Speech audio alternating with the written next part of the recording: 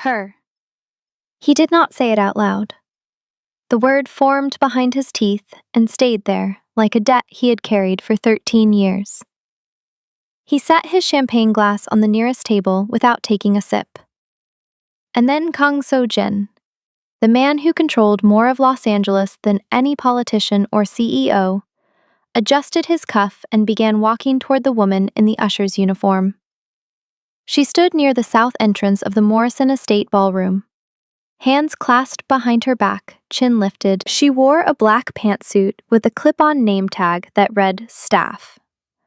An earpiece coiled into her left ear. She was directing guests to their tables with the quiet precision of someone performing a task so many times the body moved without the mind's permission. Her name was Zara Morrison. She was 27 years old, and this was her father's house. 400 guests filled the ballroom that October evening. Crystal chandeliers threw cracked light across marble floors. White roses climbed every column, their scent mixing with perfume and champagne until the air itself tasted like money. A 12-piece orchestra played near the west wall, something soft, something expensive, something nobody was actually listening to. The bride was Camille Morrison, 25, honey blonde hair swept into a low chignon, radiant in a custom gown that had cost more than most people earned in a year. She stood near the head table with her new husband, Tyler Whitfield, accepting congratulations, while her mother, Vivian Morrison, presided beside her in emerald silk, one hand on Camille's shoulder like a flag planted on conquered land. And near the south door, unacknowledged, unnamed on the seating chart, stood Zara, daughter of Curtis Morrison, the man who built this house, bought this land, earned every dollar paying for the champagne now circling on silver trays. Zara was not a guest. She was staff, in her own home, at her own sister's wedding. Before we go further, welcome to Afro-Korean Narratives. If you are new here, you picked a night because this story had me pacing my apartment at 3 in the morning, talking to myself. Hit that subscribe button, turn on the notification bell, and drop your location below because you are going to want to be here for what happens when Sojin reaches that woman. He moved through the crowd the way a blade moves through water. Guests stepped aside without understanding why. He was 6'1", lean, dark hair swept back from his forehead. His jaw was angular, precise. A thin scar traced a line from below his left ear to his jaw, the kind of mark that most men would hide, and that Sojin wore the way others wore expensive watches. Not decoration. Reminder. He stopped 3 feet from Zara. She was guiding an older couple toward table 14. She held a clipboard. A clipboard. In her own father's house. She had not looked up. "You should not be here like this." His voice was low, stripped of everything except the words. Not a whisper, not a command. A statement from a man who had watched this wrong for 13 years and had finally placed himself close enough to stop it. Zara looked up. Later, she would try to describe what she felt, and fail. Not attraction, not yet. The feeling of being looked at, actually looked at. Not through, not past. At. As though she had never been invisible. "I'm sorry, sir. Can I help you find your table?" "You are Zara Morrison." Not a question. He said it the way other men said things that could not be argued with. "The sky is blue. Water runs downhill. You are Zara Morrison." Something cold moved through her stomach. "I'm with the event staff. If you could tell me your name, I can direct you to—" "No. You are Miss Morrison, daughter of Curtis Morrison. And you are not staff." A hand closed around her upper arm from behind. The grip was precise. Not hard enough to bruise. Just enough to remind. Zara. Vivian's voice arrived like frost on glass. The Whitfield family is waiting for escort. Mrs. Hadley needs you in the kitchen. Now. Sojin looked at those fingers on Zara's arm. He looked at them for 4 seconds. The expression that settled onto his face during those 4 seconds was something 3 nearby guests would later describe to their spouses in identical terms. It was not anger. Anger was quick and loud. This was something old. Something that had been building for 13 years. He raised his eyes to Vivian's face. Mrs. Morrison. His voice was pleasant, conversational. A velvet glove around a closed fist. I am Kang So-jin. The champagne in Vivian's hand tilted 2 degrees. That tiny motion told everyone watching everything they needed to know. Because everyone in Los Angeles who had ever signed a contract or read the financial pages knew that name. Kang So-jin. Head of the Kang Syndicate. The man whose interests stretched from Koreatown to Seoul to Shanghai. Net worth estimated at $2 billion. Actual net worth, something no journalist was brave enough to calculate. What an honor, Vivian said. Her voice did not crack. I was not aware you had accepted our invitation. I accepted many things to be here tonight. His gaze dropped to her hand on Zara's arm. You may release her now. She has responsibilities. Her only responsibility tonight is to sit beside me. As my guest. As the daughter of Curtis Morrison. As the rightful heir to this estate. The word heir hit the surrounding guests like a stone in still water. Heads turned. Whispers caught fire. Vivian's grip loosened. Not by choice, because 40 pairs of eyes had just heard the most powerful man in the room call the Usher girl the rightful heir, and nothing in Vivian's arsenal could undo that sentence in public. Sojin offered Zara his arm. She took it. Her fingers were trembling. She felt the hard muscle beneath his jacket and had the untethered feeling of stepping off solid ground into something she could not name. He led her to his table, pulled out her chair, had champagne brought, a glass she did not have to carry. He sat beside her, close enough that she could smell cedar and something sharp beneath it, and he said nothing for a long moment. He let her sit, let her breathe, let the reality of being treated like a person settle around her like warmth after years of cold. Breathe, he said. His eyes tracked Vivian across the room. You are safe. I don't feel safe. No. I imagine you haven't in a very long time. A pause. I intend to change that. But I need you to trust me. And I haven't earned that yet. So I'll start with this. My father knew yours. And he told me something about how Curtis Morrison died that you deserve to hear. Not here. Not tonight. But soon. Her hand tightened on the glass she had not sipped from. What did he tell you? That it was not a heart attack. The ballroom noise crashed around them. Laughter, music.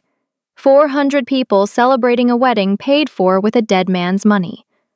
And Zara sat in the center of it, wearing a name tag that said, Staff, and felt her world crack open along a fault line she had pressed her weight against for 13 years. Sojin leaned closer. Only she could hear. And before this night is over, Mrs. Morrison and I are going to have a conversation about how your father really died. His eyes found hers. Dark, certain, burning with something that had nothing to do with business. You are not alone, Zara. You have not been alone for 13 years. You just didn't know it. To understand what Sojin meant, you need to understand what Zara lost. Not just who, what. Because what was taken from her was not a father or a fortune. It was the architecture of her entire existence, dismantled so slowly that by the time she noticed the walls were gone, she was standing in an open field with no memory of the house that had protected her. Curtis Morrison was born in Compton in 1970, the youngest son of a postal worker and a cafeteria cook. By 40, he had built a real estate company worth $40 million. Without inheritance, without connections, without a single door opened for him that he did not pry open himself. He was not flashy. He drove a Lincoln, not a Bentley. He believed money was a tool, and the moment it became an identity, you had already lost it. He married Denise Collins in 1996, a pediatric nurse from Baldwin Hills. Tall, dark-skinned, with a laugh that could thaw a room of lawyers. Their wedding was small, 40 guests. His mother made the cake. Denise wore her grandmother's earrings, 2 small pearls set in gold, passed down through 3 generations. Zara was born in 1997. She was their only child. Curtis, who had stared down zoning boards and bank officers without blinking, became the kind of father who read bedtime stories in different voices, learned to braid hair from YouTube videos, and cried at kindergarten graduation like it was a shareholder meeting where they announced record profits. He carried her on his shoulders through the farmer's market every Sunday morning. He called her his best investment. Denise died when Zara was 8. Cancer. Diagnosed late, treated aggressively, lost anyway. The last month was spent in the bedroom, overlooking the garden, the house Curtis had built for them.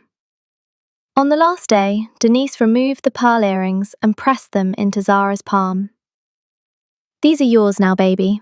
You keep them safe." Curtis was hollowed out. He moved through the house like a man whose skeleton had been removed, upright only through habit. He tended the garden Denise had loved, because it was the only way to touch something she had touched. 2 years later, he met Vivian Crenshaw at a charity gala.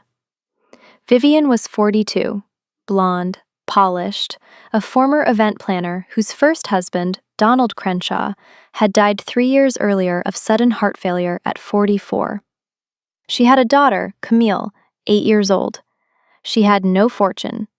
What she had was a face that photographed well, manners that performed better, and an instinct for identifying exactly what a grieving man needed to hear. She was everything Denise had not been. Where Denise was warm, Vivian was precise.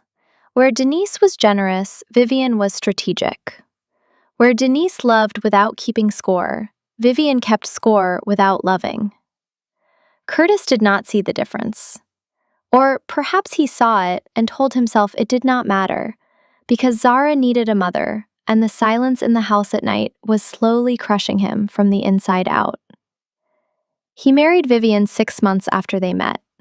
Zara was 10. On the wedding day, Vivian knelt before both girls and promised she would love them equally. Her smile was warm. Her eyes were dry. The changes began within a month. Zara's sunny bedroom, the one her mother had decorated with yellow curtains and framed butterflies, was given to Camille. Zara was moved to the smaller room at the end of the hall. The staff Curtis had employed for years, women who had known Denise, were replaced one by one. In their place came staff loyal to Vivian, staff who understood whose instructions mattered. Then the story started. Vivian told Curtis that Zara was acting out, rude to Camille, throwing tantrums, breaking things, struggling to adjust. Curtis, bewildered, still grieving, asked Zara if she was being difficult. Zara looked at her father's exhausted face and said, "No, Daddy, I'll try harder." She was 10 years old and already choosing silence to protect someone she loved. The cruelty was precise. Camille received new clothes every season. Zara wore what still fit. Camille had piano, dance, tennis. Zara's activities were discontinued. At dinner, Vivian praised Camille. She corrected Zara. Always correction, never warmth. Zara turned 13. Vivian threw Camille a birthday party. 60 kids, a DJ, a bouncy castle, catered food, 3-tier cake in gold fondant. Vivian posted photos to social media. Best daughter in the world. 1 month later, Zara's birthday passed without acknowledgement. No cake, no card, no mention at dinner. She sat in her small room and told herself it did not matter. She almost believed it. But Camille noticed. 11 years old, standing in Zara's doorway with a cupcake bought with her own allowance and a card in purple marker. I know Mama forgot. But I didn't. Zara took the cupcake and looked at this girl offering the one thing Vivian could not control. Kindness. Vivian found out. She did not yell. She sat Camille down and explained that Zara preferred quiet. That giving her things only made her feel worse. The kindest thing Camille could do was stop trying. Camille never brought another cupcake, and then Curtis died, 48 years old, sudden cardiac arrest. Collapsed in his study on a Wednesday, hand resting on documents he had been reviewing. The physician attributed it to the accumulated stress of business and grief. But in the weeks before, Curtis had started asking questions. He noticed the household bills did not match Vivian's lifestyle. Accounts in the trust showed withdrawals he had not authorized. Zara's school called to say tuition was 3 months overdue. He confronted Vivian. 2 weeks later, he was dead. Zara stood at the graveside in a borrowed black dress 2 sizes too large. She was 14. She watched the dirt fall, and she understood that she was now completely alone. But something else settled in her chest. Something cold and watchful she could not name at 14. Her mother died of cancer. That was real. Her father died of a heart attack at 48. A healthy man, an active man, who had just confronted his wife 2 weeks before. She carried that question for 13 years. What followed was the completion of Vivian's project. Curtis's will named Vivian as trustee until Zara turned 30 or married. Vivian controlled every dollar. Zara was pulled from private school. Her room was reduced again to the staff quarters above the garage. Her role shifted from daughter to servant. She cleaned. She organized. She managed schedules. She was not beaten. She was simply, steadily erased. Camille was polished. Private school, designer clothes, NYU tuition paid in full. Camille was Vivian's investment. Zara was her labor. And the pearl earrings? The grandmother's pearls Denise had pressed into Zara's 8-year-old hand? Vivian took them. She gave them to Camille on her 18th birthday. Zara saw the photo on social media.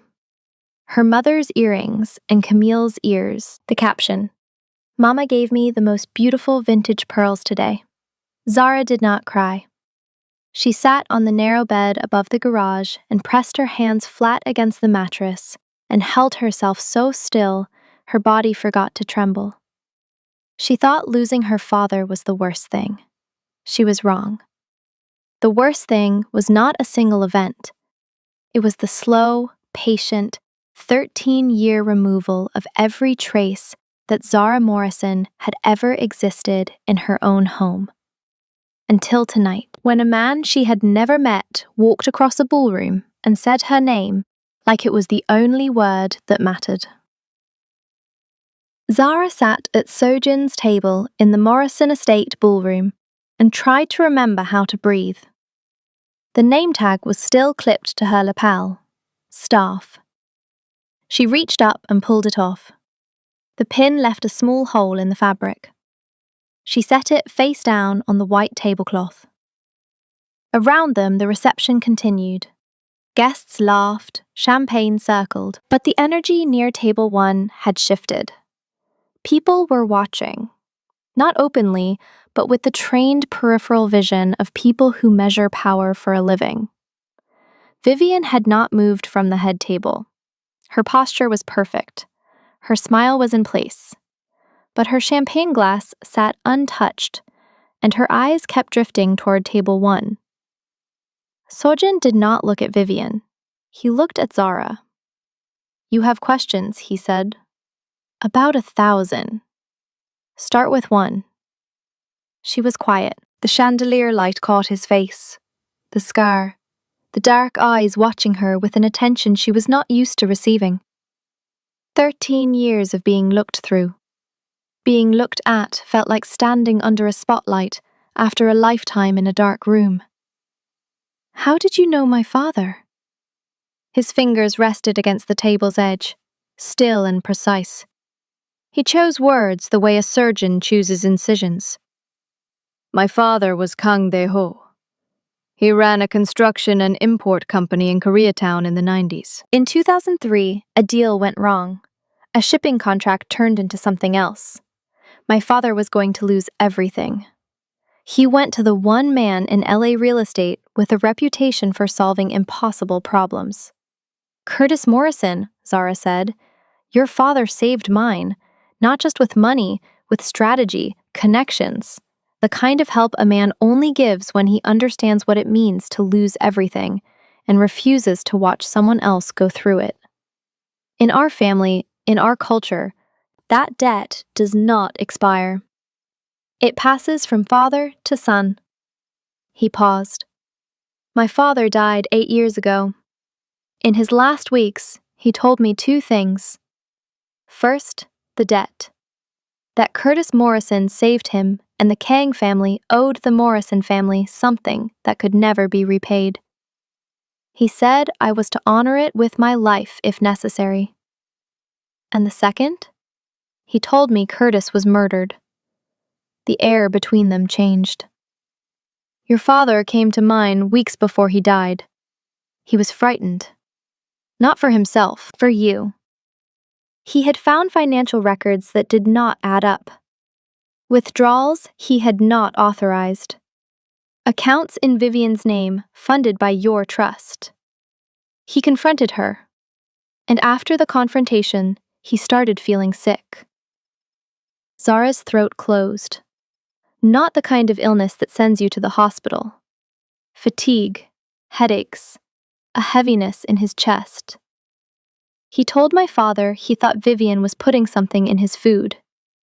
He could not prove it, but the timing, the confrontation, and then the symptoms could not be ignored. Your father gave mine 3 things. A copy of his real will, different from the one filed with probate. A USB drive containing financial records, medical records, and correspondence documenting everything he had discovered. And a letter addressed to you. Sealed, never opened, to be delivered when the time was right." Zara's vision blurred. She pressed her fingertips against the table until the wood grain bit into her skin. She blinked and 2 tears fell, one from each eye, landing on the white linen like periods at the end of a sentence. "He knew," Sojin said. "He knew what was happening and could not stop it, because Vivian controlled the household, the medications, the doctors. She had isolated him the same way she would later isolate you." "He died 2 weeks later," Zara said. "Yes, and you've had this for 13 years?" The word landed between them like dropped glass. "My father was dying when Curtis came to him. He passed the responsibility to me. I was 23. I had just taken control of our family's operations. I had power, but not enough. And the woman I suspected was careful.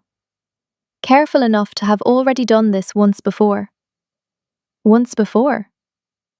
Vivian's first husband, Donald Crenshaw, died of sudden heart failure at 44. Healthy, active, no cardiac history. His death was never investigated. His life insurance paid out $800,000. 18 months later, she met your father at a charity gala. Something shifted inside Zara's chest. Not pain, something harder, something with edges. She's done this before. I believe so, and I have spent 13 years building a case strong enough to prove it. Not to me, or to you. To a courtroom. To a judge. To every person who has ever attended one of Vivian Morrison's charity galas and called her brave and inspiring, while the daughter of the man she killed served drinks in the next room. Now I need you to pay close attention, because I know what some of you are thinking. You think you know where this is going. You think you have the villain figured and the ending mapped. I am telling you now, you do not. What Sojin found next, what he has not yet told Zara, what he has been holding because the timing had to be exact, is the thing that changes everything. Not the poisoning, not the fraud, not the first husband. Something else. Something that will rearrange every memory Zara has ever had. It is coming. Stay with me. Why tonight? Zara asked. 13 years and you come now? Because I needed one final piece of evidence. I received it this morning. What is it? Not here. I have everything at my compound. The will, the records, your father's letter. Forensic analysis. Testimony from 3 former household employees willing to swear under oath. Come with me. See it. Then decide. Why should I trust you? You shouldn't. Not yet. But I have nothing to gain from lying. I'm already wealthy. I already have power. The only thing I want is to honor a promise my father made to yours. It was the absence of performance that convinced her. He was not charming her, not rescuing her. He was offering information and asking for time.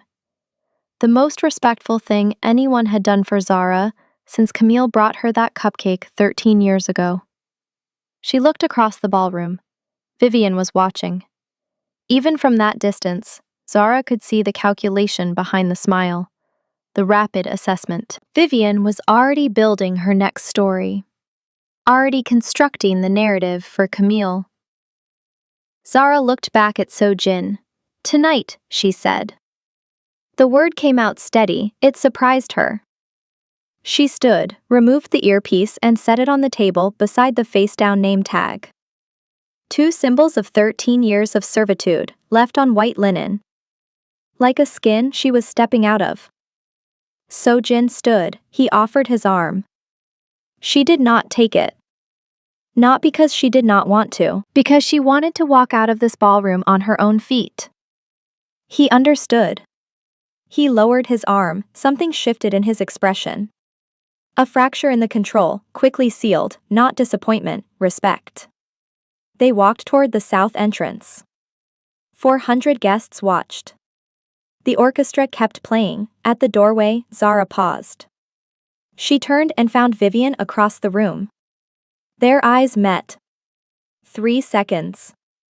Zara did not smile. She did not challenge. She simply let Vivian see something that had never been there before.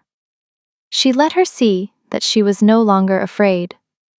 Then she walked out of her father's house beside a man she did not know, into a night that smelled of jasmine and exhaust and the electric edge of October in Los Angeles, when the Santa Ana winds are rising and everything is about to burn. The Kang compound sat in the hills above Bel Air, behind a gate that did not announce itself. No sign, no nameplate, just smooth concrete and a single camera that tracked their car. The gate opened without Sojin pressing a button. Zara had not spoken since they left the Morrison estate. The Santa Ana winds pushed warm air through the cracked window, carrying the smell of dry brush and eucalyptus. She kept her hands in her lap. They had stopped trembling. That was not the same as being calm.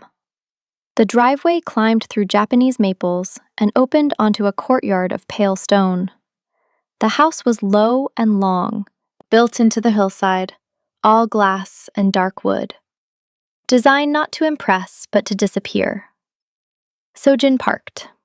He did not open his door. There is something I need to tell you before we go inside. Inside that house is 13 years of evidence. Financial documents, medical records, witness statements, your father's letter. Once you see it, you cannot unsee it. The woman you become after tonight will not be who you were before.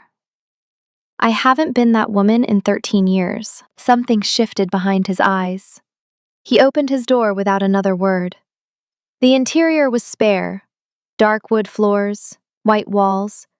A woman in her 60s emerged from a hallway. Korean, silver-haired, dressed simply. "Mrs. Park," Sojin said. "This is Zara Morrison. She is my guest." Mrs. Park bowed, and there was something in her eyes beyond courtesy. Recognition.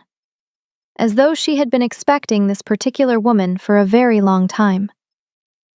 Sojin led Zara to a study at the back of the house. Bookshelves, floor to ceiling. A heavy desk. On it, a leather case worn at the edges. The kind that gets carried and carried because what it holds is too important to trust to anything new. He opened it. Folders inside, labeled, organized. Zara could see her father's handwriting on the first tab, and her breath stopped. "Take your time," he said. He stepped back to the window, 3 feet away, close enough to be present, far enough to give her space, a distance so deliberate it spoke louder than closeness. She opened the first folder, financial records.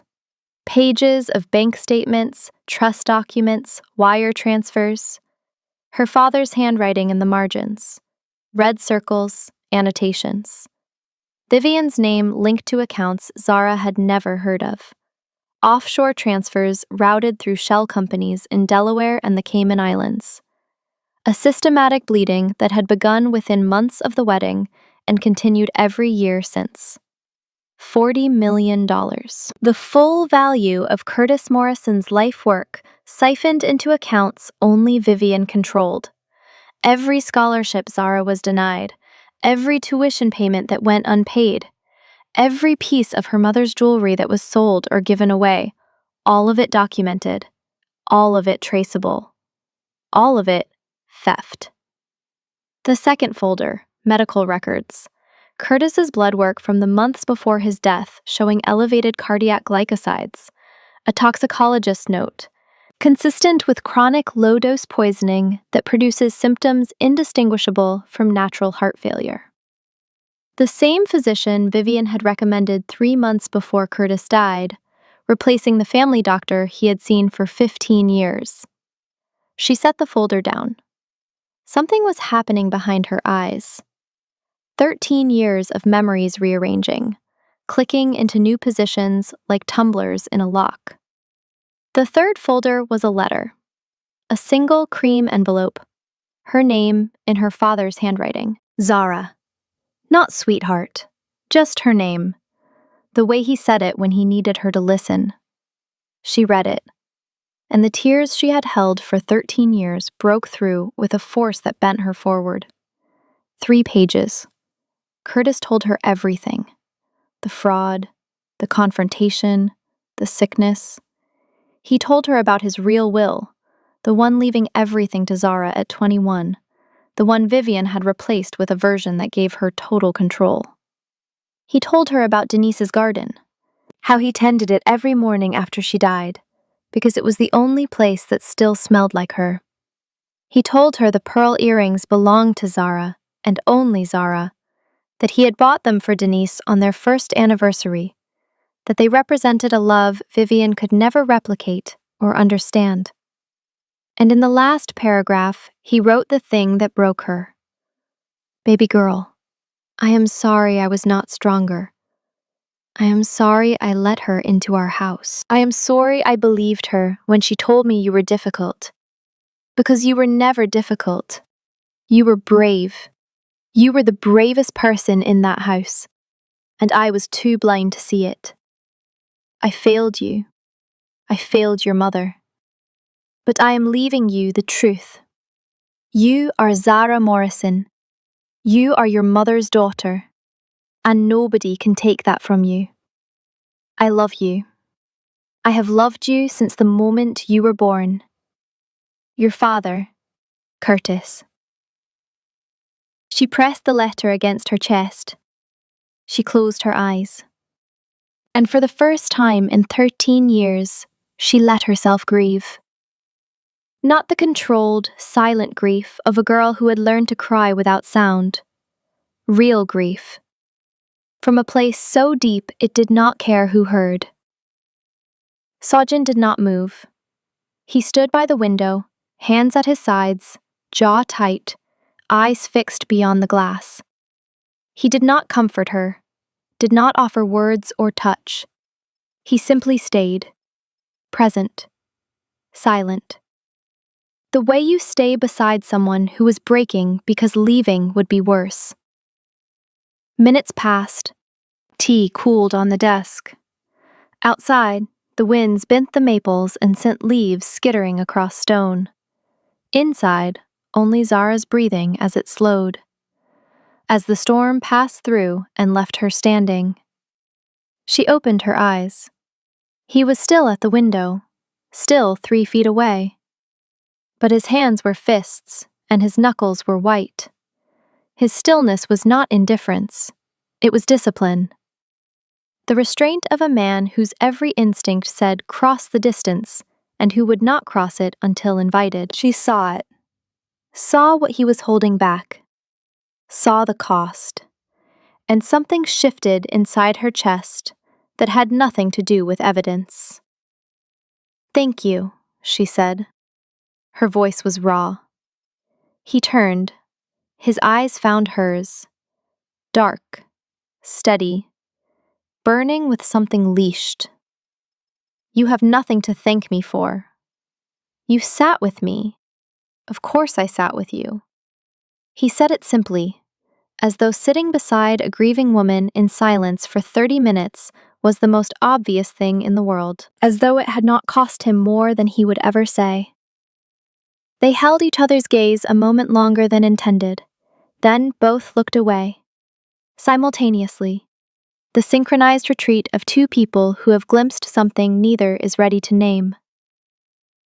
"There is more," he said, his voice rougher. "But it can wait until morning. Mrs. Park has prepared a room. Will you be here?"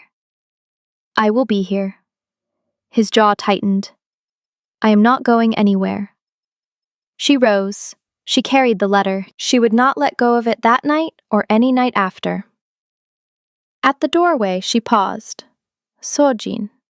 First time she had said his name. The sound changed the air the way a match changes darkness.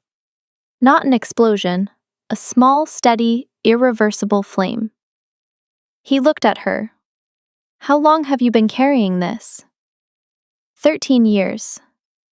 That is a long time to keep a promise. Not long enough, he said. And she did not know if he meant the promise to his father or something else. She did not ask. She walked to the guest suite and stood in the dark room, holding her father's letter against her heart. The wind outside moved through the maples, and the house creaked softly around her, like a living thing settling into sleep. For the first time in 13 years, Zara Morrison fell asleep without being afraid. She woke to the smell of doenjang jjigae drifting through the house, the deep fermented warmth of soybean paste stew, and for a disoriented moment did not know where she was. The bed was soft, clean sheets, a window showing Japanese maples in early light. Then memory arrived, and she sat up and pressed her palm where the letter had been. Still there. Tucked inside the staff uniform she had not changed out of. The black pantsuit with the hole where the name tag had been. She pressed her finger through the hole. Then she went to find Sojin. He was in the kitchen, not a study, not behind a desk. In the kitchen, chopping scallions with the precise rhythm of someone who had done this 10,000 times. Sleeves rolled, jacket gone, the scar along his jaw more visible in morning light. He looked different without the armor of the suit. Not smaller, realer. Mrs. Park stirred something on the stove, correcting his knife angle with a murmured word in Korean. He adjusted without argument. First time Zara had seen him take instruction from anyone. Good morning. Sit. Eat. She sat. Mrs. Park brought stew, rice, kimchi, pickled radish, simple, hot, deeply good. The kind of meal that had weight and care behind it. The kind where you could taste the fact that someone had woken early to make it. Zara's eyes stung for a reason that had nothing to do with grief. 13 years since someone had made her breakfast. 13 years since food had been offered to her without a task attached to it. She ate every grain of rice in the bowl and did not realize until she set down her spoon that Mrs. Park was watching her with an expression that could only be described as satisfied fury. The fury of a woman who had just confirmed that her guest had not been properly fed in a very long time. They ate in silence. Sojin across from her, eating with the same controlled precision he brought to everything. No conversation, no questions about how she slept. He let the silence be a shared space between two people who did not yet know each other well enough to fill it and were wise enough not to try. After breakfast, back to the study. The rest. He opened a second case containing 3 sealed envelopes. Rosa Gutierrez, housekeeper at the Morrison estate, 2005 to 2012. Terminated for insubordination, which meant she saw something Vivian did not want seen. She will testify that in the months before Curtis died, Vivian instructed her to prepare a specific herbal tea daily for his study. Rosa did not question it then, she questions it now. Marcus Webb, Curtis's driver for 11 years. He will testify that 2 weeks before Curtis died, he drove Curtis to 3 meetings with an attorney Vivian did not know about. Curtis was preparing to file for divorce and restructure the trust. He never filed. He died first. Dr. Karen Osei, toxicologist at UCLA. She has reviewed the records. Her conclusion, which she will state under oath, is that Curtis Morrison's death is consistent with cardiac glycoside poisoning over approximately 6 weeks. Zara absorbed this quietly, hands gripping the desk, knuckles pale. That is enough for a criminal investigation, Sojin said. For an arrest, a trial. But there is something else I have not told you. What happens next depends on whether you are ready to hear it. Tell me. The morning light caught his jaw. He looked at her the way a man looks at someone before he changes their life. With care. With the knowledge that the next words could not be taken back. Vivian's first husband, Donald, did not die naturally. I told you this. What I did not tell you is that Donald Crenshaw was not Camille's biological father. The room went silent. Not empty silence, detonation silence. The half-second between flash and sound. What? Donald and Vivian adopted Camille as an infant through a private agency in Nevada. Vivian maintained the fiction that Camille was biological. Donald never corrected it because he loved Camille. Sojin opened the final folder. Adoption records, court filings, agency correspondence. But that is still not the part that changes everything. Zara looked up. Something she had never seen crossed his face. Not control, not calculation. Something rawer, almost afraid. The agency was called Bright Horizons Family Services, closed in 2004. Records archived. I obtained them through a legal petition that took 2 years. He placed one final document on the desk, a birth certificate. Camille's biological mother was a woman named Denise Collins. The name hit Zara's chest like a fist wrapped in ice. Denise Collins. Her mother. The woman whose pearl earrings now sat in Camille's jewelry box. That is not possible. Your mother gave birth to a daughter in 1999 when you were 2. The pregnancy was concealed from everyone, her family, her friends, the father. The child was placed through Bright Horizons within 72 hours of birth. Your mother was 23, unmarried, working double shifts as a nursing assistant. She believed she had no other option. She signed the papers in a hospital room alone. She never told your father. She carried the secret like a stone in her chest until the day she died. The room tilted. Camille is my sister, Zara said. Flat, airless. Your full biological sister, same mother. Denise had Camille before she married Curtis. She gave her up because she was young and unmarried. And by a coincidence so cruel it defies understanding, the woman who adopted Camille later married the man Denise would marry 3 years after. Vivian never knew the connection. Camille was a tool both times. And my mother? I believe your mother recognized Camille. Not immediately, but the resemblance, the timeline. I believe that knowledge contributed to her refusal to leave, even when she suspected she was being poisoned. Leaving meant abandoning both her daughters. Zara pressed her hand flat against the birth certificate. Her mother's handwriting on the signature line, the same handwriting that had labeled her lunch boxes and signed her permission slips. Camille doesn't know. No, she has no idea the woman who raised her stole her twice. Once from our mother, once from the truth. Silence. He stood at the window. 3 feet, always 3 feet. She has my mother's earrings. Vivian gave her my mother's earrings, and they were always hers. Her voice cracked on the last word. Not grief, something fiercer. The burning recognition that the cruelest thing Vivian had ever done, taking Denise's pearls and giving them to Camille, had accidentally been the most just. Those earrings had always belonged to both of Denise Collins's daughters. Vivian had stolen them from one and given them to the other, without ever knowing both girls had equal right to hold them. Zara stood, her legs shook. She pressed her fingertips against the desk until the shaking stopped. I want her to know. I want Camille to know who she is. And I want Vivian to see her face when she finds out. So-jin held her gaze. I have a gala planned. 500 guests. Every person of consequence in Los Angeles. 3 weeks from tonight. That is where I intend to present the evidence, publicly, undeniably.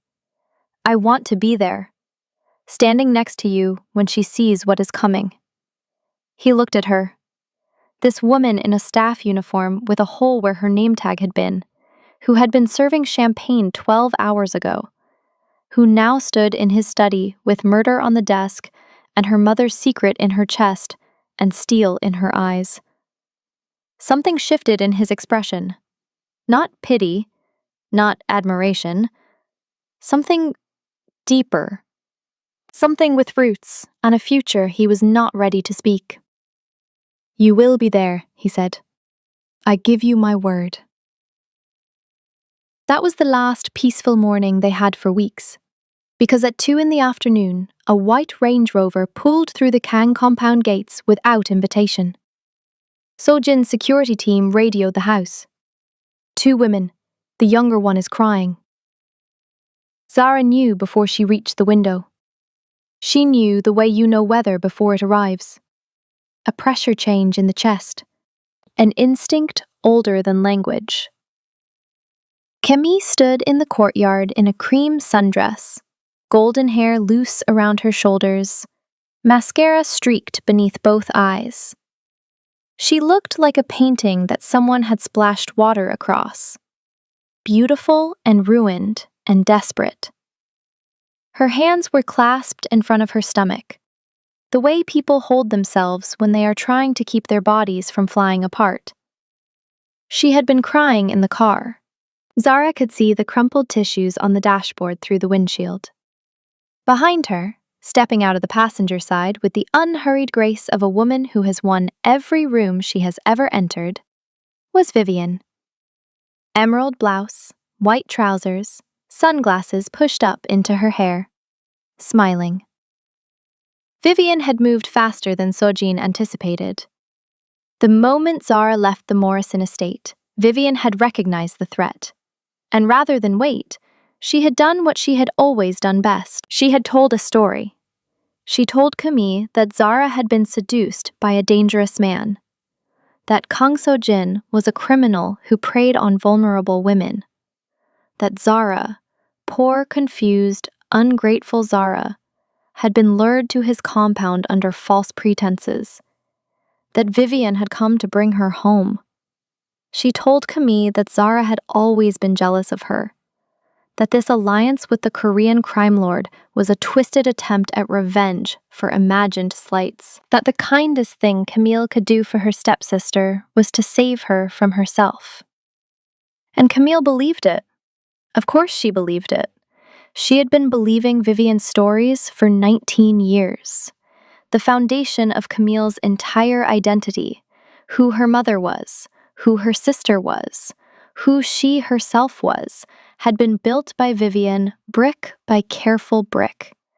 That foundation could not be demolished by a stranger's accusation in a courtyard. Camille stood in the pale stone courtyard, with tears streaming down her face, and looked at Zara through the study window with an expression that cut deeper than anything Vivian had ever done.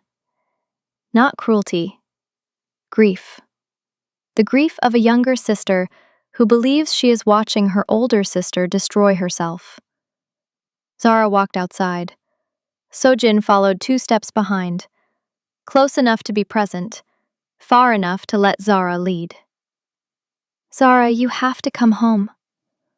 Camille's voice was raw. Mama says this man is dangerous. She says he has been filling your head with lies about our family. They are not lies. He told you Mama poisoned Daddy. Do you hear yourself? She raised us.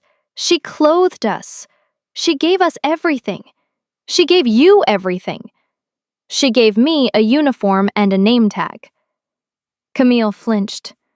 For one moment, the briefest moment, something flickered behind her blue eyes. Doubt.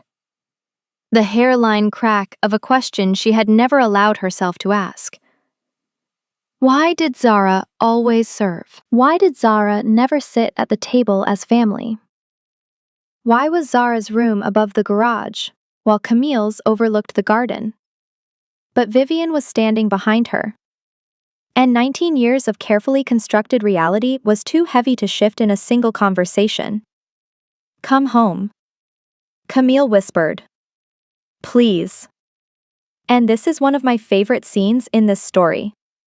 Because what Zara did next is the moment she stopped being a victim and became something else entirely. She looked at Camille. She looked at the sister she had loved every day of her life, the girl she was doing all of this to protect, the girl who did not know they shared the same mother, the girl who was wearing their mother's earrings in her ears right now, small pearls catching the afternoon light. And Zara made the hardest decision she had ever made. No, Zara said. Camille's face crumpled. I love you, Zara said. I have loved you since the day you came into my life, but I am not going back to that house and pretending that what happened to my father was a heart attack. I am not wearing the uniform. I am not carrying the clipboard. And when the truth comes out, and it will, Camille, it will come out, I will be right here waiting for you. The way I have always been waiting for you. She turned and walked back into the house. She did not look back. She could hear Camille calling her name. Once, twice. The third time it came out broken, split down the middle, like a word that had been stepped on. She could hear Camille crying in the courtyard. Not the polished tears of a Beverly Hills bride, the raw, bewildered sobs of a 25-year-old whose world was splitting apart. Each sob hit Zara like a fist between the ribs. She gripped the hallway wall so hard the plaster bit into her fingers. Her legs shook.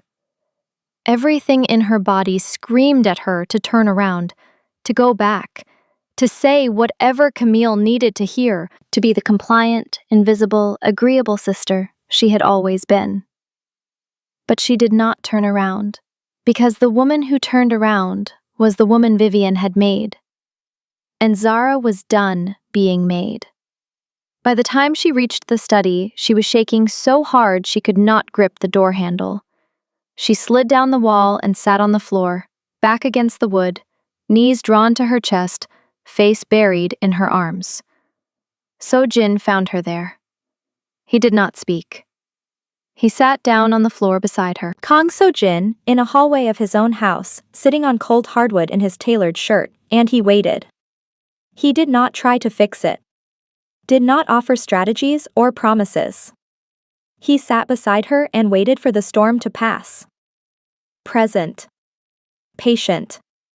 Unwilling to leave. I know some of you are screaming at your screens right now, trust me. Keep listening.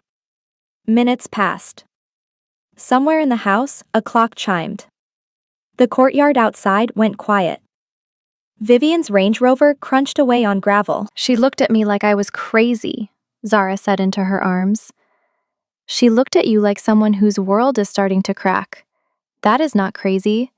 That is the beginning of sight. What if she never believes me? What if Vivian has won? What if 19 years of lies are stronger than the truth? They are not. How can you be certain?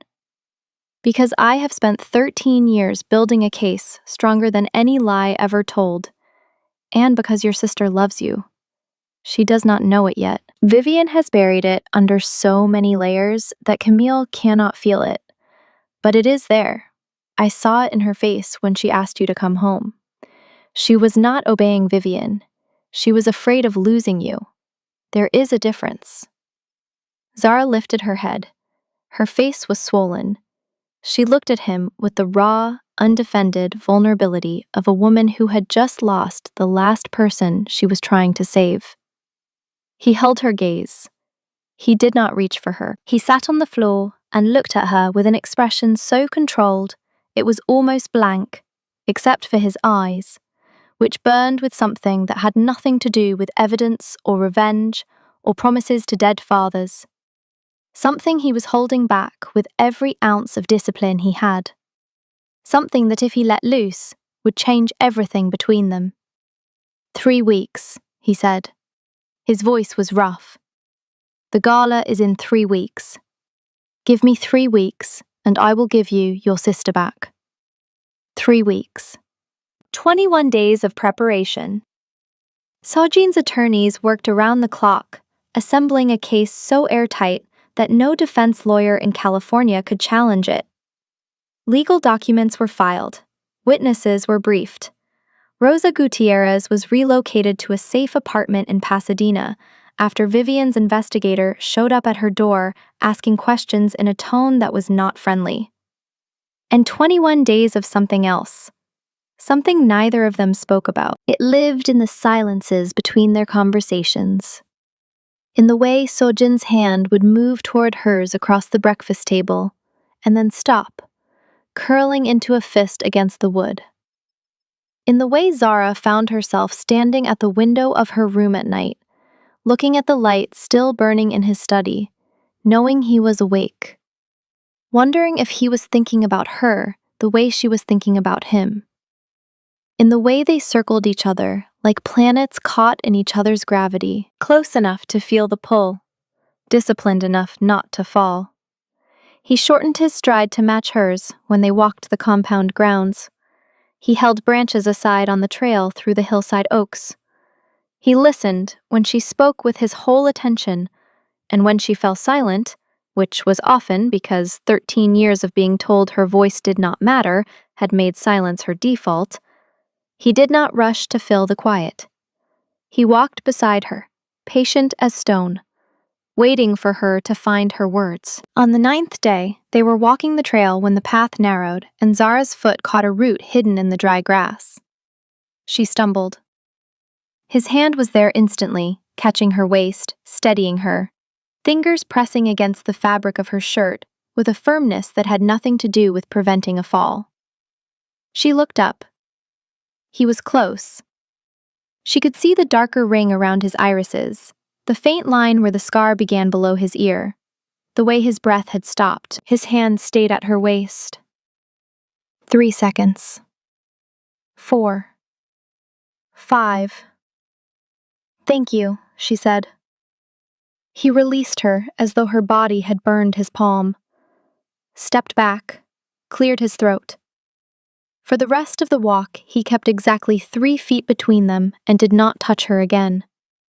A distance so deliberate, so carefully maintained, that it told Zara more about what he was feeling than any touch could have. She was learning to read him the way she read books, not the words on the surface, but the spaces between them where the truth lived. The sentences about the investigation that trailed off when she entered the room. The way he looked at her when he thought she was not watching, and then looked away so fast the motion itself was an admission. And she was terrified of herself. Because every day in his house, every evening across from him at dinner, every walk where their hands almost touched and then did not, added weight to something inside her chest she could not afford to feel. Not yet. Not while there was still a war to fight. But the heart does not take orders. It never has. And Zara Morrison's heart, which had been silent for 13 years, had decided without her permission to wake up. On the 12th day, Vivian came to the compound. Not with Camille this time. Alone. She arrived at 3 in the afternoon. When she knew Sojin would be in downtown Los Angeles meeting with his legal team, she sent her name up. Zara, against every instinct, told Mrs. Park to let her in. They sat across from each other in the living room. Tea was brought. Neither touched it. Vivian looked older. The weeks since the wedding had carved lines around her mouth. Behind her eyes was not guilt, never guilt, but the restless calculation of an animal that has scented a trap and is measuring its dimensions. "You have made your point," Vivian said. "You have the Korean's attention. His house. His money. You have had your little rebellion. Now come home before you do something that cannot be undone." Something that cannot be undone. Zara repeated the words. Like poisoning a man in his own study. Vivian did not flinch. She held Zara's gaze with the flat calm of a woman who has been accused of worse by better people and survived it all. "You have no proof of anything. You have a crime lord with a grudge and a dead man's letters. That is not proof. That is grief dressed up as justice. And my father's financial records? The ones showing $40 million redirected into your accounts?" Something moved behind Vivian's eyes, fast. "Cold. Your father was a careless man with money, everyone knew that. My father built a $40 million company from nothing. He was the least careless man with money who ever lived. And you know it." The living room was very quiet. The tea cooled. The clock on the mantel measured seconds that felt like hours. Vivian leaned forward. When she spoke, her voice was low. Not a whisper, something worse. The intimate, confiding tone of a woman sharing a secret between friends. "Let me tell you what will happen if you proceed. Your sister will never speak to you again. Not because I prevent it, because she will choose it. She has always chosen me. You will spend the rest of your life in this enormous house with a man who is helping you out of obligation to his dead father, wondering if your sister is happy, wondering if the truth was worth what it cost." She paused. She smiled. the most terrifying expression Zara had ever seen, not because it was cruel, because it was calm. The smile of a woman who believed she had already won. Come home, Zara. Put the uniform back on, and I will let you keep your sister. Zara looked at the woman who had murdered her father, who had stolen her sister, who had consumed her inheritance, who had spent 13 years reducing her to a shadow in her own home. She looked at her, and she felt something she had never felt in Vivian's presence before. Not fear, not submission, not the desperate need to appease. Contempt. No, Zara said. And if you set foot on this property again, I will have security remove you. I am done being afraid of you. I was done the moment I put down that clipboard. Vivian stared, and for the first time, the very first time in 13 years, Zara saw uncertainty cross that controlled face. Not fear, not yet, but the dawning recognition that the girl she had broken was no longer broken. That the weapon she had relied on, Zara's obedience, Zara's silence, no longer existed. Vivian left without another word. Zara stood at the window and watched the Range Rover disappear down the hill. Her hands were shaking. Her heart hammered so hard she felt it in her teeth. But she was standing. She was standing, and Vivian was leaving.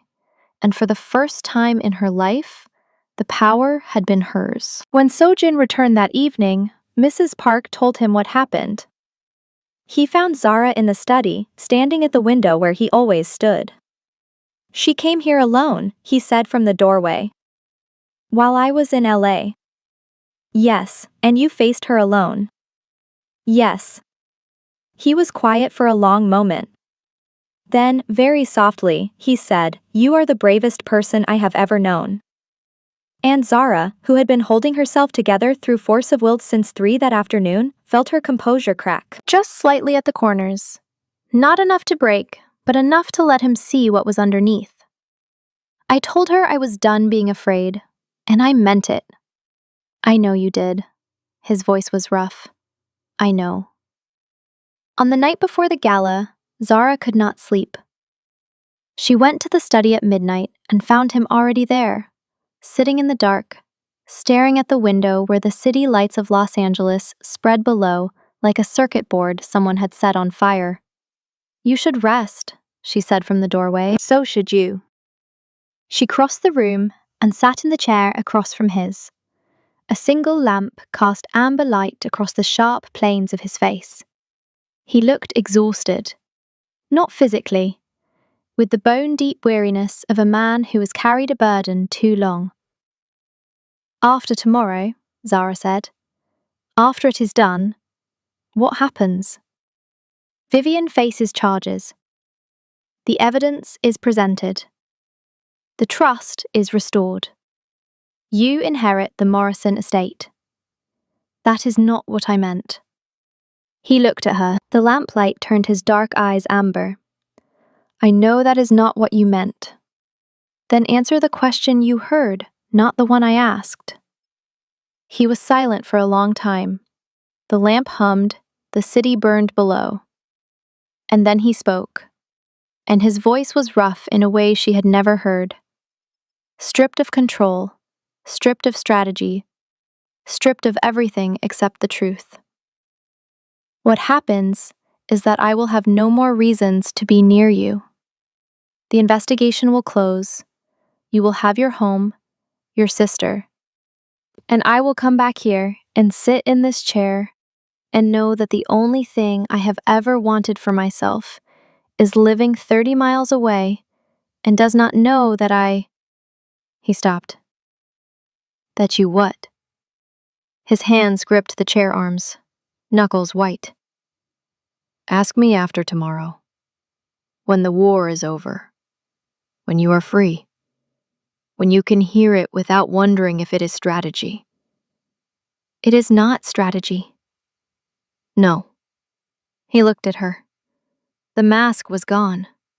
everything stripped away. What was underneath was raw and fierce and terrified. It has not been strategy for a very long time. She stood. She crossed the space between their chairs. She stood in front of him, so close her knee nearly brushed his, and she looked down at the most powerful man in Los Angeles, who was looking up at her as though she were the only source of light in a dark room. She touched his face, one hand against his cheek, her thumb tracing the scar from ear to chin. He closed his eyes. His breath shuddered out of him. "After tomorrow," she said. "After tomorrow," he agreed. His voice was wrecked. She left the study, pressed her back against her bedroom door in the dark, her palm still warm from his skin. Two thoughts. Tomorrow I destroy the woman who killed my father. The day after, I tell Kang So-jin I am in love with him.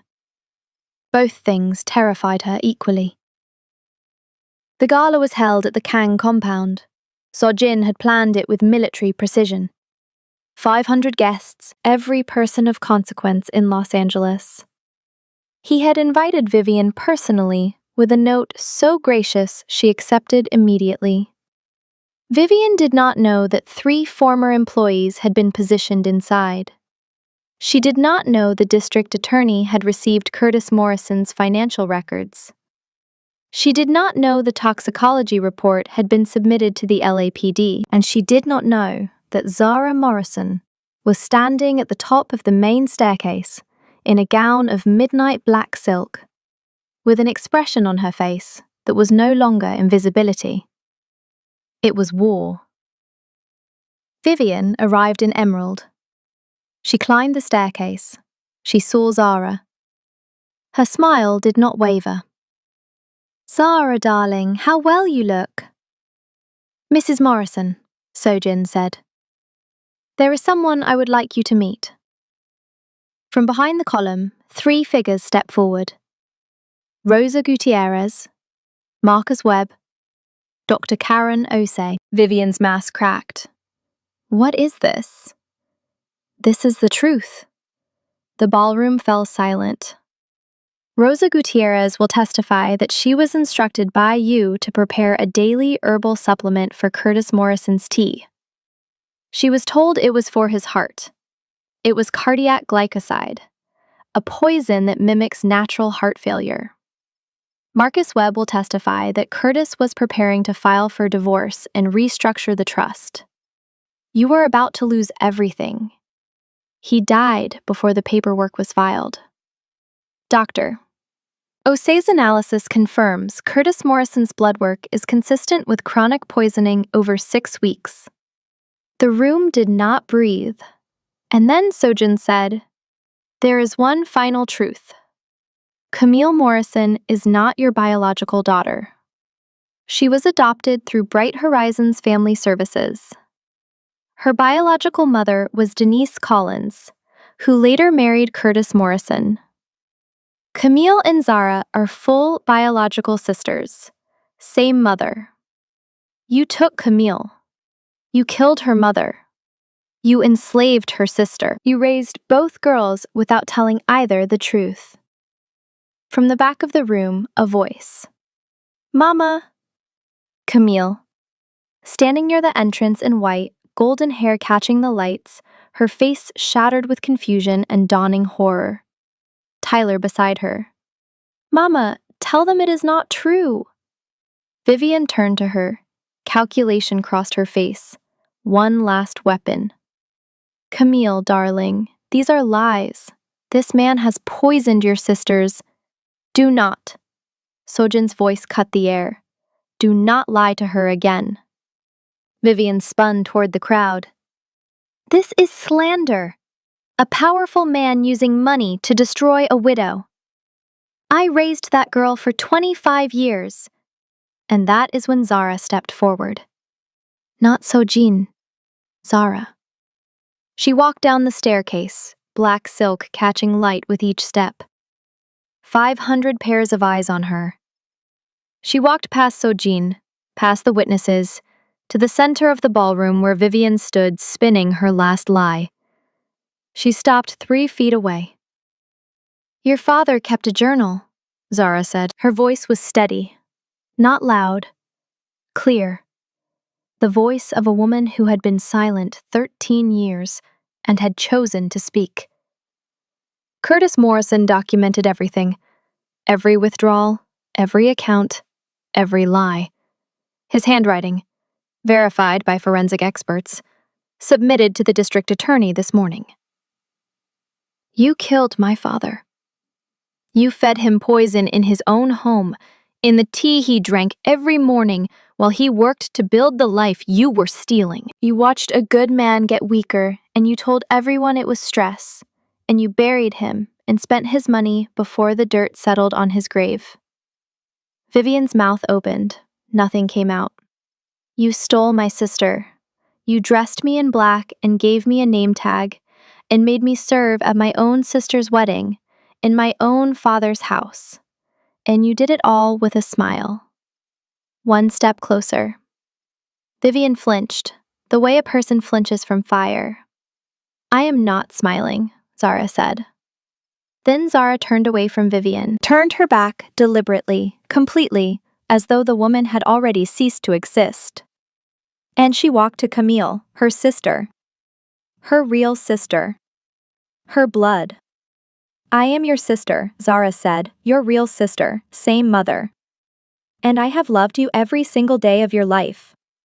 Even when you did not know it."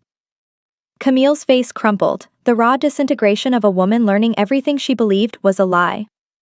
Her knees buckled. Zara caught her, held her, pulled her close, and the two of them stood in the center of Kang Sojin's ballroom, clinging to each other, while 500 people watched, and Vivian screamed behind them. The mask was gone, the composure gone. Vivian clawed at security, shrieking it was lies, that Sojin had fabricated everything. Her emerald blouse tore, her hair came loose. And as she was moved toward the doors, her eyes found Zara's face across the room. Zara looked back. She did not flinch. She held that gaze with the quiet calm of someone who has survived the worst thing imaginable and is still standing. Vivian understood. Finally. She had lost. Not to the crime lord, not to the law. To the girl she dressed in black. The girl she made invisible. The girl who said no.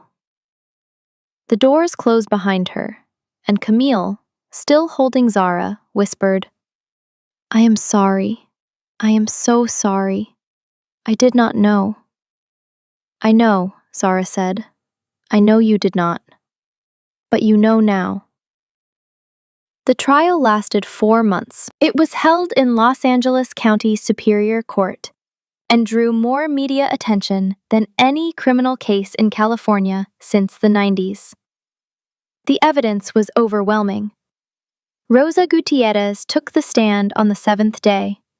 She described the tea, the herbal powder Vivian gave her in a glass jar labeled heart supplement. The instructions to dissolve 1 teaspoon in Curtis Morrison's afternoon tea and tell no one. She had not questioned it. You did not question the lady of the house. But after Curtis died, Rosa kept the jar. Something in her gut told her to. She hid it in her garage, in a box marked Christmas decorations, and carried the weight of it for 13 years. Marcus Webb testified next. 11 years as Curtis's driver. He wept openly, describing 3 meetings he drove Curtis to with an attorney named Patricia Shelton in the final 2 weeks. Curtis had been preparing to file for divorce, to restructure the trust, to restore Zara as sole beneficiary. The paperwork was drafted, never filed. Curtis died on Wednesday. The filing was scheduled for Thursday. 1 day away from freedom. Dr. Karen Osei's testimony was clinical and devastating. She explained cardiac glycosides to the jury until every person understood how a tasteless compound in afternoon tea could slow a man's heart by degrees so gradual no physician would test for anything but natural failure. The defense brought their own experts. They challenged custody of the powder. They painted Sojin as a crime lord with a vendetta. Vivian took the stand and told the story she had rehearsed for 13 years, the devoted stepmother. The generous guardian. She was convincing. Then, the prosecution played the recording. Curtis had installed a digital recorder in his study drawer. On it, captured 6 days before he died, was a conversation. His voice asking about the accounts, the withdrawals, the unpaid tuition.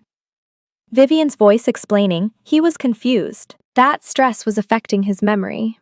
And then Curtis saying, "I talked to Patricia Shelton today. I am filing for divorce."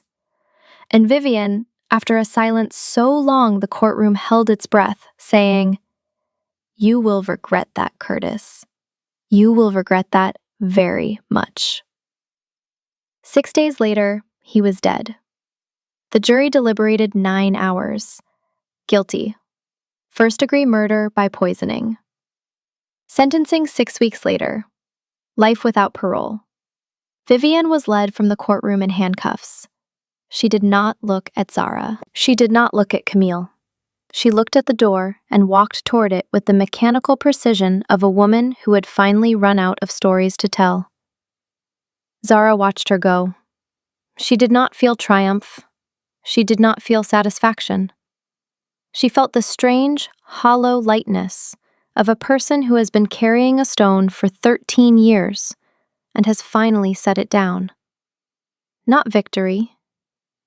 Release. Outside the courthouse, the rain had stopped. The March sunlight cut through the clouds at an angle that made the wet pavement shine like glass. Camille stood on the courthouse steps with her arms wrapped around herself, mascara intact for the first time in 4 months. She looked at Zara. "Where do we go now?" "Home," Zara said. "We go home."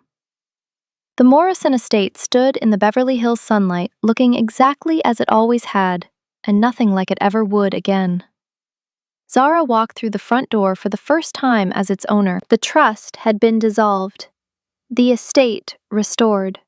The $40 million that Vivian had siphoned was being traced and recovered through a process that would take years, but had already begun.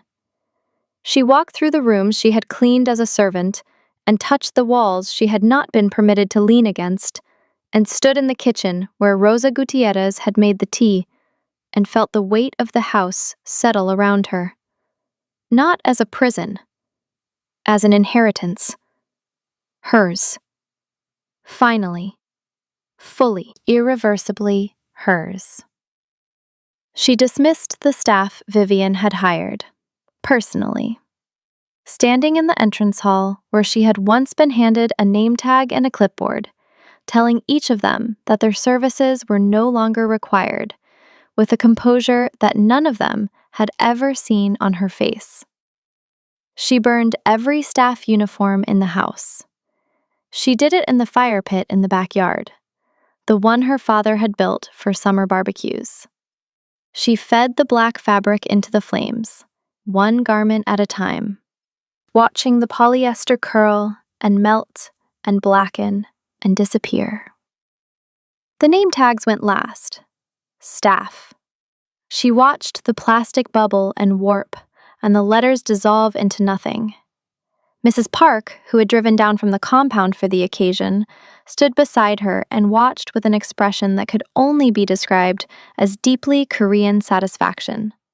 The satisfaction of a woman who believes in justice and has just watched it arrive. Zara opened every window. She ordered new curtains. She moved back into the sunny bedroom overlooking the garden, the room that had been hers until she was 10, the room with the yellow curtains her mother had chosen. The yellow curtains were long gone. Zara ordered new ones. The same shade, buttercup yellow, the color of a morning her mother had planned for a daughter she would not live to raise. And on the first morning she woke in that room, she lay in the bed and listened to the birdsong and the traffic on the boulevard, and the sound of a house that was at last hers. And Camille came home. The rebuilding was slow. There were tears, oceans of tears. Conversations that lasted until 3 in the morning, and silences that lasted just as long. Camille grieved the mother she thought she had, and the mother she never knew she had. She sat with the adoption records spread across the kitchen table and traced her biological mother's signature with her fingertip and said the name aloud. Denise Collins. Denise Collins. As though repeating it enough times would conjure the woman she had never been allowed to know. One evening, 2 months after the trial, Camille came to Zara's room. She stood in the doorway with shadows under her eyes and a gravity in her face that had not been there before the gala. I need to ask you something, and I need you to be honest. Always. All those years. When I had new clothes and dance lessons and birthday parties. When I was presented as her daughter and you were given a name tag. When I sat at the table and you served. Did you hate me? Zara looked at her sister, her blood, the last living piece of their mother's story. Not for one single second. Not ever. You were the reason I survived it. Camille crossed the room.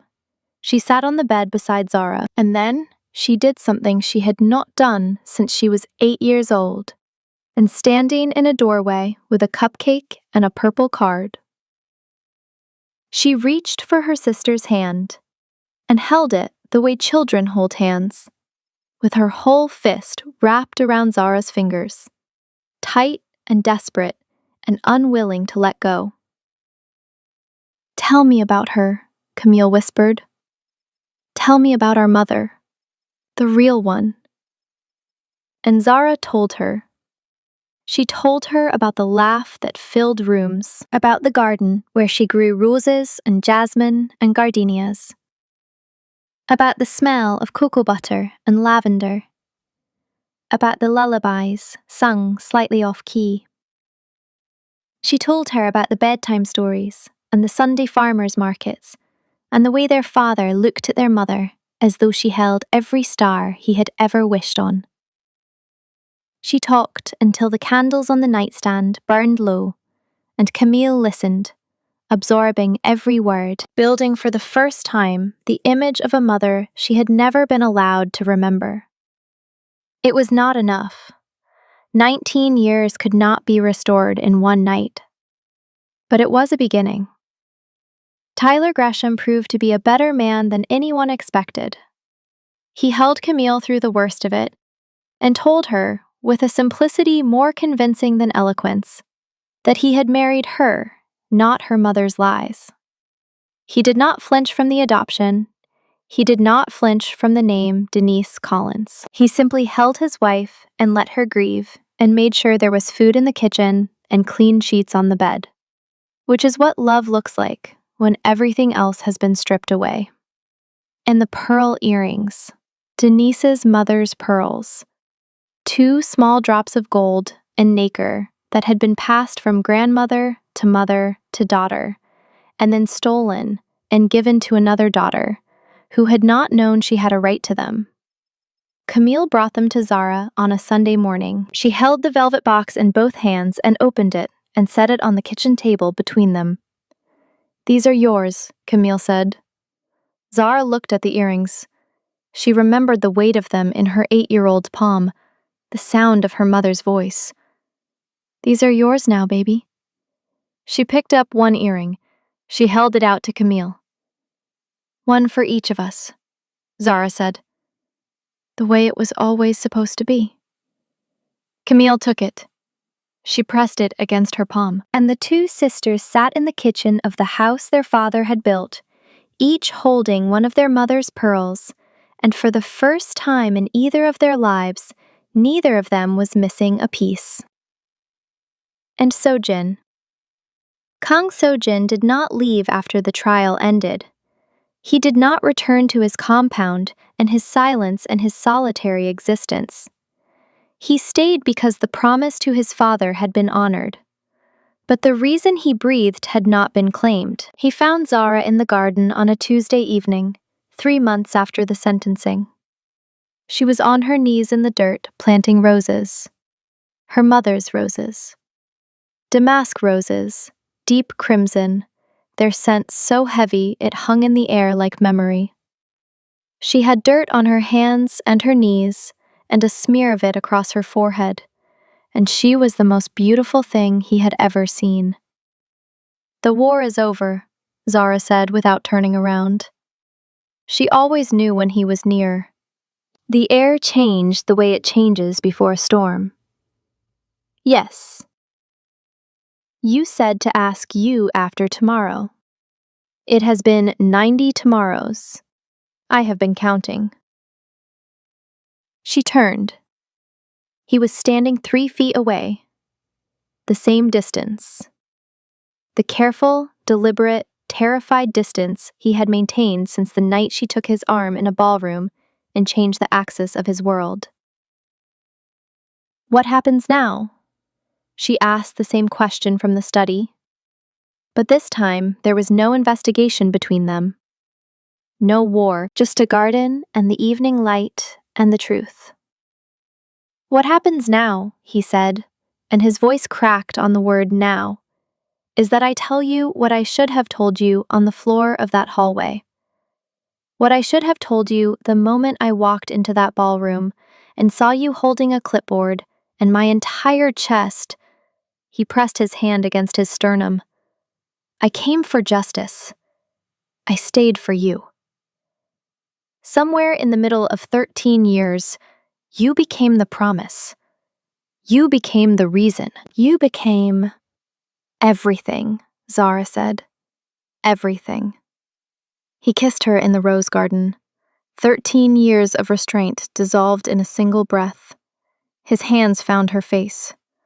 Finally. He kissed her with the desperate reverence of a man who has wanted something so long that having it feels like a miracle. His thumbs traced her cheekbones. He kissed her as though he had been drowning and she was air. And Zara kissed him back. Not gently. She kissed him with the fierce certainty of a woman who had been invisible for 13 years and was choosing to be seen by the one person who saw her all along. She did not hold back. She did not make herself small. When they broke apart, the roses were heavy with evening dew, and the last light was fading from the sky. Sojin rested his forehead against hers, his eyes closed, his hands still in her hair. 13 years, he murmured. "Worth it?" Zara asked. He opened his eyes, dark and warm, and for the first time since she had known him, completely unguarded. Every second. Every single second. They married in the autumn, in the garden of the Morrison estate, beneath an arch of white roses and jasmine. Camille stood beside Zara, not as a stranger, but as her sister, her maid of honor, her blood.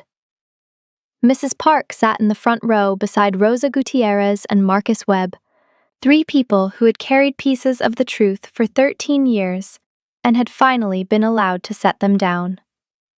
And when Zara walked down the garden path toward the tall man in the dark suit, whose eyes were bright with something he would deny was tears, she carried a bouquet of gardenias, her mother's favorite flower. She had picked them herself that morning, from the beds she had replanted where Vivian had once ripped them out. Her hands were steady. She noticed that. She noticed it the way you notice the absence of pain after years of carrying it.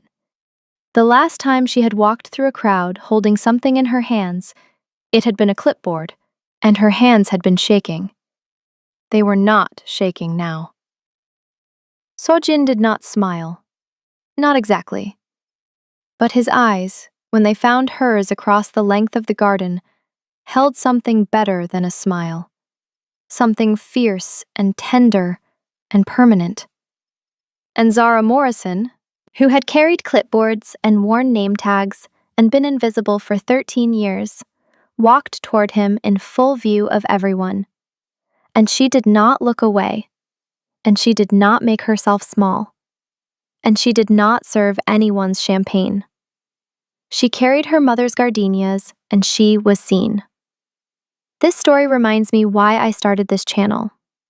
Because there is something about stories of people who were overlooked, deliberately, cruelly, systematically overlooked, finally being seen, finally being claimed, finally being loved the way they deserved all along. I think we all carry a little of that longing, and I think that is why you are here. Before you go, drop a comment telling me where you are listening from, what time it is, and what moment hit you the hardest. Was it the clipboard? Was it Camille? Was it the rose garden? I want to know. I read every single comment. If you have not subscribed yet, join our community. I would love to have you here for the next story. And remember, sometimes the people you think are your enemies are just people who have been lied to. The real enemy is the one holding the lie. Subscribe and turn on notifications not to miss our next story. Share your thoughts in the comments and inspire others.